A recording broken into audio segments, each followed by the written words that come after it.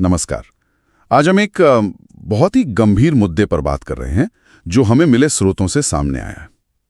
मुद्दा जुड़ा है मतदाता सूचियों से और उनमें कथित हेरफेर के आरोपों से। सुनने में आया है कि कुछ राज्यों में वोटरों के नाम जानबूझकर हटाए गए हैं। चलिए इस पर गहराई से बात करते हैं। बिल्कुल, ये विषय बहुत नाजुक है।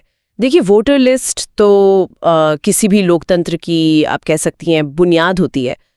तो इसमें किसी भी तरह की गड़बड़ी या फिर हेरफेर के आरोप ये बहुत सीरियस माने जाते हैं।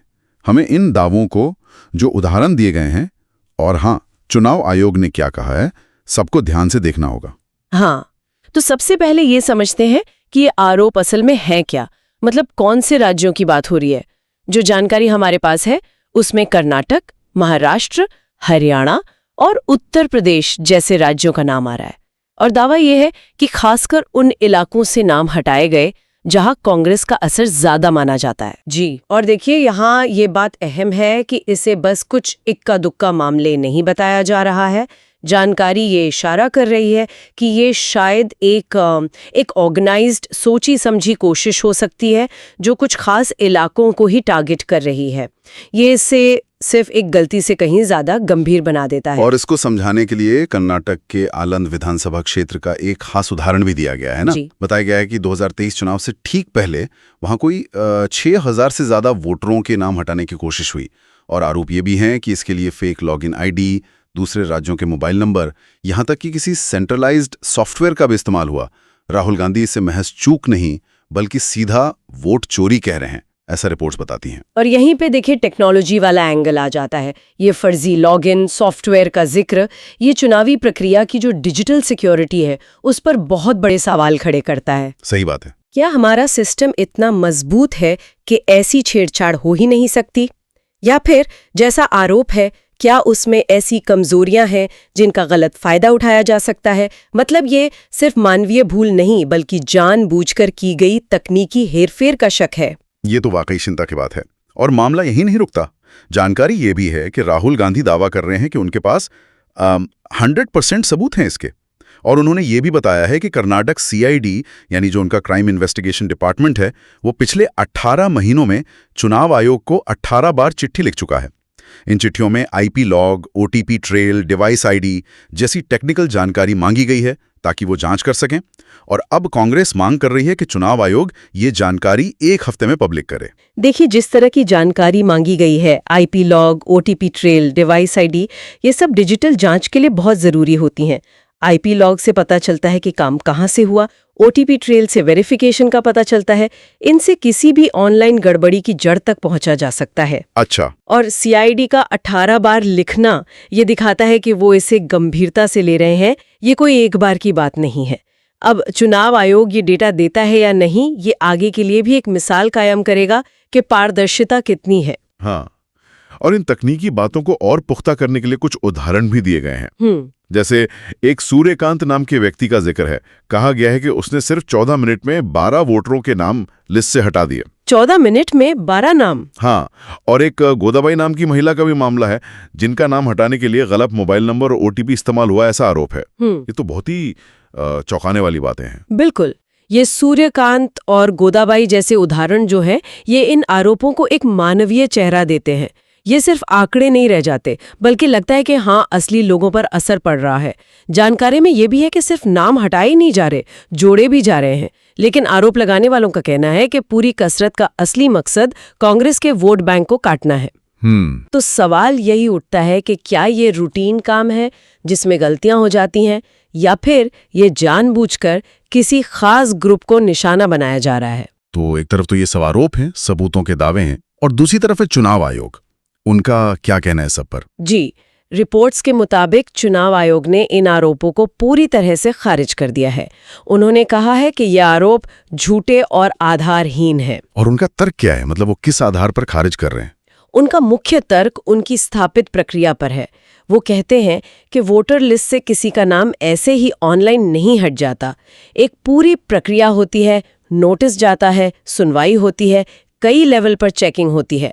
उनका दावा है कि सिस्टम में काफी सेफगार्ड्स हैं जिन्हें भेदना आसान नहीं। लेकिन लेकिन यहाँ एक बात है, दस्तावेजों में ये भी लिखा है कि चुनाव आयोग ने खुद माना है कि आलन वाले मामले में नाम हटाने की कुछ नाकाम कोशिशें हुई थीं और उस पर एफआईआर भी दर्ज हुई है। तो क्या ये एक तरह से मानना नहीं हुआ कि हाँ, कोशिश तो हुई थी, भले ही सफल ना हुई हो? आपने बिल्कुल सही पॉइंट पकड़ा है। आलन मामले में एफआईआर दर्ज होना ये बिल्कुल मानता है कि वहां कुछ गड़बड़ करने की कोशिश हुई थी। ये चुनाव आयोग के उस स्टैंड के सब कुछ ठीक है और इस विशिष्ट मामले में एक्शन लेने के बीच हाँ एक तरह का विरोधाभास तो पैदा करता है। सही है। जहां आयोग बड़े पैमाने पर हेरफेर के आरोपों को नकार रहा है, वहीं आलन की घटना ये बताती है कि सिस्टम में सेंध लगाने की कोशिश तो हुई। ये स्थिति को और उलझा देता है कि आलन क्या अकेला मामला था या ये किसी बड़ी तस्वीर का सिर्फ एक छोटा सा हिस्सा है। और बात सिर्फ प्रक्रिया तक ही नहीं रुकी है। जानकारी ये भी है कि राहुल गांधी ने सीधे सीधे मुख्य चुनाव आयुक्त CEC ज्ञानेश कुमार और चुनाव आयोग पर ही आरोप लगा दिया है कि वो उन लोगों को बचा रहे हैं जो कथित तौर पर लोकतंत्र को नुकसान पहुंचा रहे हैं। ये तो सीधा टकराव है। निश्चित रूप से जब आरोप इतने ऊपर सीधे CEC पर लगते हैं तो ये मामला सिर्फ तकनीकी या प्रक्रिया की बहस नहीं रह जाता, ये एक बड़ा राजनीतिक मुद्दा बन जाता है। ये चुनाव आयोग जैसी संवैधानिक संस्था की निष्पक्षता पर ही सीधा सवाल है और ऐसे आरोपों से माहौल में तनाव बढ़ना तो लाजमी है। हाँ, और इसी बढ़े हुए तनाव के बीच राहुल गांधी की एक हाइड्रोजन बॉम्ब वाली चेतावनी का भी जिक्र है। कहा गया है कि अगर चुनाव आयोग ने वो तकनीकी जानकारी नहीं दी जो CID मांग रही है, तो वो हाइड्रोजन बॉम्ब फोड़ेंगे।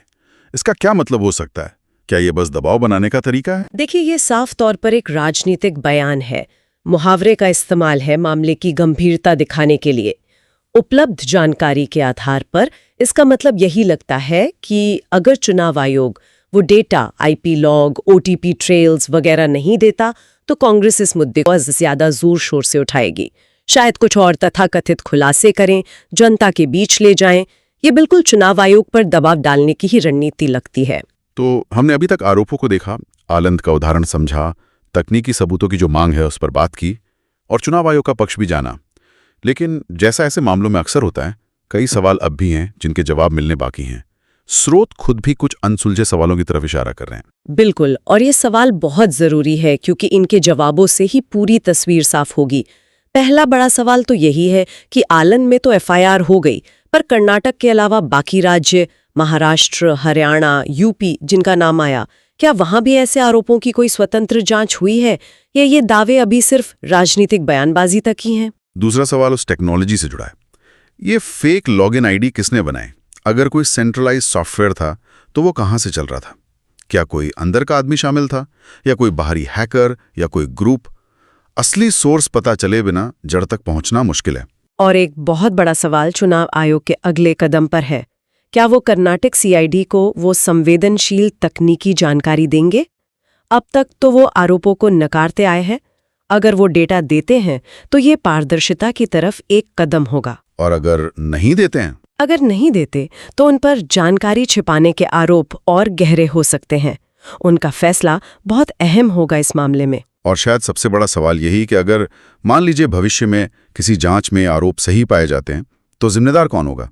क्या ये कुछ लोकल अफसरों की गलती या मिलीभगत मानी जाएगी या फिर ये वाकई ये बड़ा ऊपर से कंट्रोल किया गया मामला था जैसा कि आरोप है? जवाबदेही तय करना सबसे मुश्किल काम होगा। ये सारे सवाल बिल्कुल जायज हैं और जब तक इनके ठोस जवाब नहीं मिलते तब तक इस मामले का सही आकलन करना मुमकिन नहीं है। ये न सिर्फ दिखाता है कि ये विवाद अभी चलेगा, बल्कि ये भी बताता है कि चुनावी प्रक्रिया में पारदर्शिता, तकनीकी सुरक्षा और इंडिपेंडेंट वेरिफिकेशन की कितनी ज़रूरत है। अनिश्चितता हमेशा शक और अविश्वास को ही बढ़ाती है। तो कुल मिलाकर स्थिति काफी उलझी हुई है। एक तरफ वोटर लिस्ट की शुचिता पर गंभीर सवाल हैं, तकनीकी छेड़छाड़ के आरोप हैं, 100% सबूत के दावे हैं। दूसरी तरफ देश की सबसे बड़ी चुनावी संस्था है जो इन सभी आरोपों को पूरी तरह नकार रही है और अपनी प्रक्रिया पर भरोसा जता रही है। बिल्कुल सही कहा आपने। हमने आरोपों को देखा, आलन जैसे केस को समझा, मांगी गई तकनीकी जानकारी की अहमियत पर बात की और चुनाव आयोग के जवाब का भी विश्लेषण किया। आखिर में ये पूरा मामला दिखाता है कि चुनावी प्रक्रिया में लोगों का भरोसा कितना नाजुक होता है। अब सारा दारोमदार सबूतों पर है और पारदर्शिता पर। क्या वो 100% सबूत सामने आएंगे? क्या चुनाव आयोग जांच में सहयोग करेगा? ये देखना होगा। हाँ, और जब तक निर्णायक सबूत नहीं आते या आरोपों का पूरी तरह खंडन नहीं होता, तब तक ये जो अनसुलझे सवाल हैं, ये शक और अटकलों हवा देते रहेंगे। और ये स्थिति किसी भी स्वस्थ लोकतंत्र के लिए अच्छी नहीं है, क्योंकि चुनावी प्रक्रिया पर भरोसा ही तो उसकी नींव है। और इसी के साथ हम अपने सुनने वालों के लिए एक विचार छोड़ते हैं। इस खास मामले का नतीजा चाहे जो भी हो, लेकिन वोटर लिस्ट की सुरक्षा, खासतौर पर उसके तकनीकी पहलू और वेरिफिकेशन को लेकर बार बार जो सवाल उठते हैं, चाहे वो किसी भी तरफ से आए, ये लंबे समय में आम जनता के चुनावों पर भरोसे को कैसे प्रभावित कर सकते हैं। क्या हमें अपनी चुनावी प्रक्रियाओं को भविष्य के लिए और ज्यादा पारदर्शी, सुरक्षित और जवाबदेह बनाने के तरीकों पर और गंभीरता से सोचने की जरूरत है?